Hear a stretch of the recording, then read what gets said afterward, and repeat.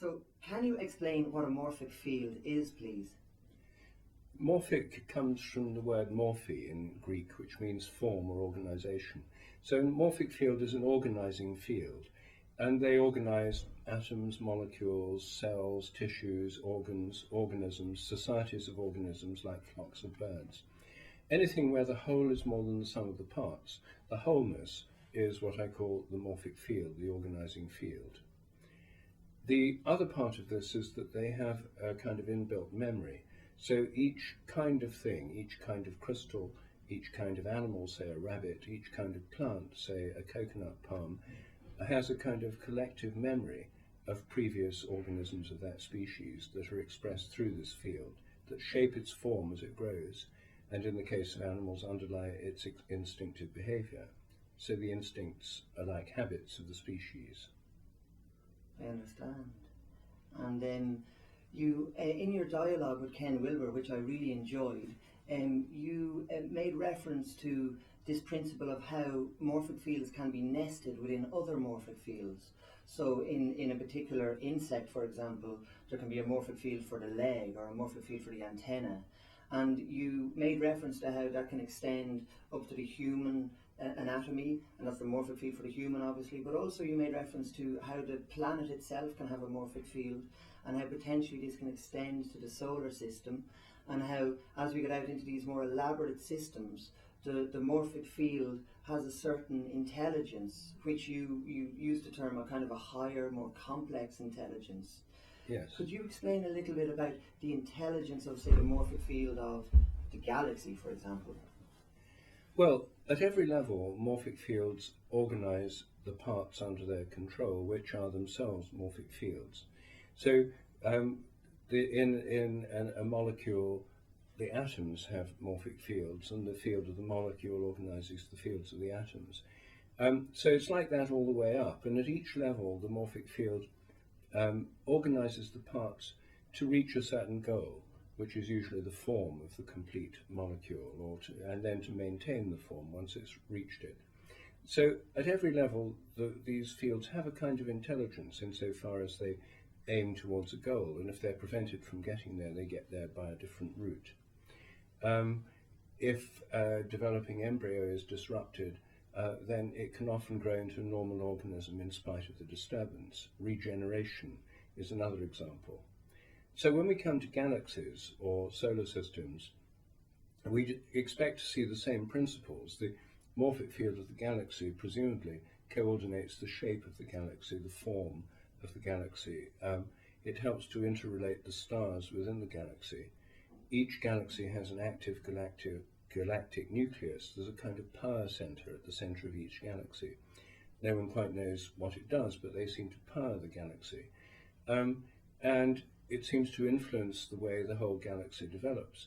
Now, we have no idea what a galactic mind might be doing, or what the goal or towards which the galaxy is moving, because physics simply describes the physical shape of the galaxy. It doesn't look into their purposes or forms. And the same goes for stars. I mean, the sun, I would imagine, has a kind of intelligence, the entire solar system, a kind of mind. And part of its concern, if you ask the question, what does the sun think about, if it thinks, then part of its concern would be looking after its physical body, which is the solar system, the planets, and what happens on them. But part of it would be relating to its peer group, the other stars within the galaxy. And we have no idea how suns are related to other suns within the galaxy, how they are related to this pulsing activity at the very heart of the galaxy. These are questions that science has hardly begun to explore. And yet they're extremely exciting questions, for there's so many active seekers in today's age, that these are exhilarating concepts, whether they're true or provable or testable is that's a whole other field. But for me, it's just the exploration of the possibility is exciting. Yes. And if we were to, imagine that the solar system has a certain form of higher intelligence, do you think it's possible for us as human beings then to come into harmony with that higher intelligence? And do you think that would be, is it possible? And if it is possible, is it beneficial? Should we do it? Is it worthwhile? Well, I mean, the way in which we're in harmony with the functioning of the sun and the solar system is most obviously through the seasons. You know, the Earth rotates around the sun once a year, and the seasons we go through change our relationship to the sun. Our relationship to the sun is different in the winter than the summer. So these are very basic, obvious things, and all cultural traditions have had ways of relating the whole community to the life of the heavens through seasonal festivals. And we still have, everybody knows about Christmas and Easter, and there's midsummer, there's the solstice, there's the autumn equinoxes, there's the festivals, the Christian festivals linked to them. I mean, Easter's linked to the spring equinox. The autumn equinox is just before the festival of St. Michael and All Angels, which include, in the medieval view, the intelligences of the stars and the planets. So we already have a framework of relationship to the heavens through seasonal festivals. And personally, rather than reinventing the wheel, I'm quite happy to start there with what we've already got. Also, in my own particular case, I lived in India for 7 years, and I adopted a yoga practice when I was living there, the Surya Namaskar. I don't know if you've come across it. I haven't heard of that. It's called the sun salutation. It's a basic yoga exercise. I've heard of it, yes, I've heard of that salutation. It's done by millions of Indians and lots of people in the West who do yoga. I've done that every morning, or almost every morning, for more than 35 years. And when I get up in the morning after I've had a shower, the first thing I do is, if possible, do it in the sun if it's a sunny day, or at least pointing towards a window where the light comes in. And this salutation, which starts by greeting the sun, and then you stretch up and then down, it's a kind of prostration exercise. It's very good for health. But it's also, for me, a daily reminder that our life depends on the life of the sun and the energy that comes from the sun and our relationship to the sun.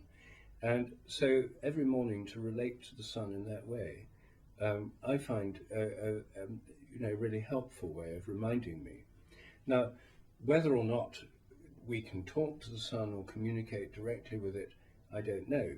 But the Hindus have a mantra called the Gayatri mantra, which is a prayer that asks for the divine splendor of the sun to illuminate our meditation. And in the Christian tradition, the sun has always been seen as a symbol of the power of God or of the power of Christ. It's the most obvious source of light in the earth and for our world here. And if divine light is light, which I think it must be, real light as well as symbolic light, then there's a sense in which the divine light that pours into the earth is mostly pouring in via the sun. So I think one can see, for me, the challenge is to relate the physical to the spiritual, or the meaning of these larger pictures to the physical as understood by science, because science tells us a lot about the activity of the sun, solar flares, coronal mass ejections, magnetic fields, solar cycles, and so forth, all of which no one knew in the past. It's very valuable to know that. But it thinks of the sun as just a meaningless hydrogen bomb that's just giving out energy with no meaning, no consciousness, no significance. I mean, obviously it has a physical significance, but nothing beyond the radiation that reaches the Earth or its gravitational field.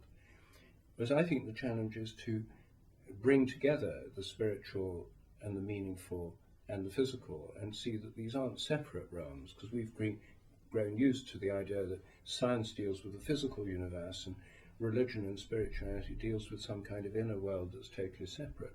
But they're not separate. And I think the big challenge is to bring them together. That's one of my favourite kind of standout points that came across when you were speaking to Ken. You made the point that you take the embodied experience very serious. So if it is possible to communicate with the sun or come into harmony with a higher intelligence, if I understand you correctly, the purpose for doing that is so that we can actually activate those higher qualities in ourselves here and now, so that it can be beneficial in our relationships with our family or our friends or how we are in the world. Did I understand that correctly? Yes, I mean, I wouldn't argue that we have to form a relationship with the sun or do these kinds of exercises in order to be Yeah, sure. nice to our friends and Yeah, family. yeah, of course. But I think that I think it's important for our healthy life individually and collectively to see how much we depend on the natural world, including the sun, the earth and the sun, and the water and the air. And I mean, we've grown used to this idea that nature's just natural resources; it's all there for humans to use. But you know, just being thankful for what we have and being thankful for the way nature sustains us is really important. And the whole of modern economics is based on not being thankful for it, on taking it for granted. And I think that being thankful for what we're given every day by the sun, by the earth, by the air, by the water we drink, is really, really important. And it helps to put us in harmony with the world around us, and that helps us to put us in harmony with other people.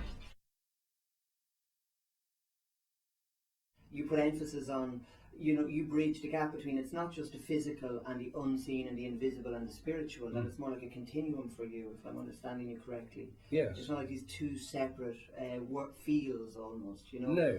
There's a oneness to it, you know. Well, I think there has to be, you see, otherwise we're in a kind of dualistic world, and I think there has to be we have to see the embodied life we have as part of something deeper and more meaningful. And I'm a practicing Christian, I'm an Anglican, and for me that's a really key feature of the whole Christian tradition, the incarnational side of Christianity. Whereas, you see, some spiritual traditions, and Hinduism and Buddhism, are not so incarnational. The tantric strain of them both is, and I feel closer to tantric Hinduism and tantric Buddhism than I do to the more esoteric forms, because there the basic model, as I discovered when I lived in India, is that we live in this hopeless world. Everything's getting worse. It's Kali Yuga. The world's just getting worse and worse. We live in bodies that and have minds that commit us to an endless cycle of reincarnation and meaningless cycles of samsara and maya and stuff. And the best thing you can possibly do is undergo a kind of vertical takeoff, a kind of spiritual vertical takeoff. And most other people won't do that because only a few will do it, and they'll just go on with endless cycles, and the earth will continue to spiral downwards until it finally dissolves. That general view is not the Christian view. The Christian view differs because it has a different view of history. It sees that our embodied existence is part of a process that's unfolding in history, that history has a kind of developmental quality to it, and it can move towards something better. The kingdom of heaven is the Christian vision for that, and Jesus' vision of it was, his primary image of the kingdom of heaven was a wedding feast. His first miracle was at Cana in Galilee, where he turned water into wine. They'd already drunk a lot of wine. Jesus created more, and so that people could have an even better party. Yeah. And as one of my friends in America says, if you want to change the world, throw a better party. I mean, it's got to be fun. And, absolutely, yeah. And so I think that this vision of transformation of history moving towards a goal is the key thing in the Judeo-Christian tradition, and it's secularized in secular humanism. They still have the idea of a progressive development, but in that case the salvation comes through science rather than God. Yeah. And for me it's not either or, it's both and. And then in communism and even in National Socialism, these were sort of deviant forms of this view that this history is moving towards a kind of culmination. Those were kind of pathological distortions. But I think all of us who've grown up in the West have been very deeply influenced by what I call a morphic field, a model of history in which progress, development and change are part of our very being, our cultural being, and where in the end the Hindu model of things spiraling down and the only option being to get off is not so attractive. Now the Mahayana Buddhists do have a view of a movement in history towards the liberation of all sentient beings. So they have a somewhat progressivist view of history. Yes, yeah. Could I ask as well, because one of the things that interests me, you've had an atheistic, your trajectory of returning to Christianity. It's not like you were Christian all your life, it seems. Oh no. It seems you bought the atheistic package when you were in university, as you say. Yes. And then you went to India. You met some very inspiring people like Terence McKenna, who's an inspiration of mine. You've opened with psychedelics in a similar way to Terence McKenna. Yes. And I'm very drawn to that opening. The opening that obviously took place in you is fascinating. And there's many, many people out there have had fantastic openings, and they articulate it in beautiful ways. And very often when they come from a Western background like you do or I do, very often they'll be more at home with an Eastern view or an esoteric or a kind of an esoteric view of things. And I find you quite exceptional in this field of modern consciousness research, if you like. I was almost taken aback, but also very impressed with the way you articulated it, because I was following you all the way along to cosmic consciousness, and I was interested in this higher mind and how we can come into harmony with these amazing principles. And then for you to say in the intention download series with ions, you made a beautiful point about how you don't see it about us harnessing the power of the Great Spirit, if you like, for our own will, but more so making ourselves available for its will. I really like that. But can you explain the trajectory of how you came back to Christianity? Because, I mean, or at the times you weren't Christian as well. Well, it's a long story, and I've only got a few minutes, so I'll have to do a very compressed version. Sure, I understand. I had as you say, the basic atheist package goes with the scientific education, and I got that at school and university. And the default position of most modern educated Europeans is atheism or agnosticism. It's the Enlightenment rationalist, sciences superseded religion point of view. I mean, I just bought the whole package. But what made me doubt it was first traveling through India and living in Asia for a year. I lived in Malaya, the University of Malaya. And living in an Asian culture really made me think. I met Hindus, Buddhists and Muslims when I was there, and saw quite different perspectives. Then psychedelics, which opened my mind to realms of consciousness I'd never suspected. Then meditation and yoga. Then I took very seriously this Indian the appeal of India and the Indian traditions, which is one reason I took a job in India working in an agricultural institute. I spent 7 years there. And I went there partly because I was so drawn to Indian traditions. I thought that was the way to go. And it was the way to go. I learned a lot by being in India from Hinduism and from meditation and from the Upanishads and so on. But what surprised me is when I was in India, first of all, I got interested in Sufism because I met some Sufis in Hyderabad where I was living. And that opened Islam, which had been a closed book to me before. And then I realized just how much of my motivation came from this deep Judeo-Christian background that's part of my very being and culture. Even in the secular humanist form, it's still steeped in this Judeo-Christian view of changing the world. My Hindu friends would say, why do you waste your time trying to uplift these poor people who are they're suffering because of their karma? It is not your business. And I suddenly realized, I'd say, well, they're poor, they're suffering, and I think we owe it to people to help them. And they were completely incomprehensible. It was incomprehensible for them that I should want to do that. And I realized, well, why am I doing it? It was part of the sort of help people, aid, development, the general approach, both secular and Christian. It's the same, it's shared, a model shared with secular humanists. A progressivist view of helping others and trying to change the world for the better. And I realized that really is deeply embedded in my being, and I felt that I had a greater affinity than I ever recognized with the Christian tradition.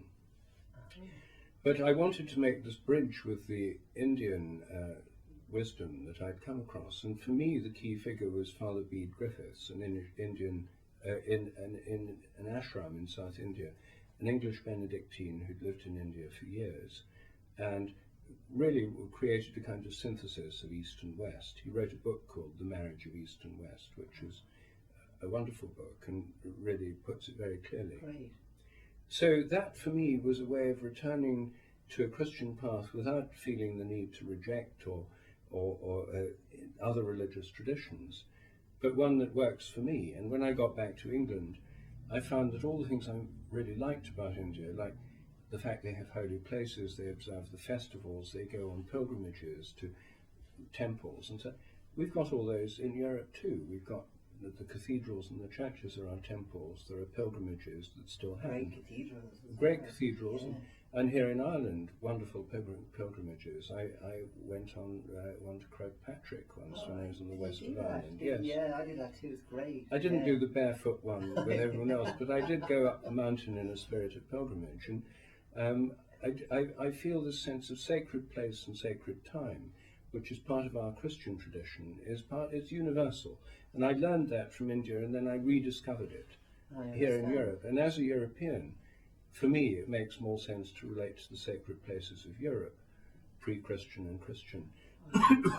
And I much appreciate the sacred places of India, but those are more especially special for Indians and people who've come from there. For us in Europe, our own sacred places fit more naturally. And to ignore them totally, as many of my friends do, just completely to wipe out the entire Christian tradition, the entire history, the entire culture, and all our sacred places and festivals, is, I think, something that we can't really do without damaging ourselves. We have to at least acknowledge and come to terms with our own tradition. Wow.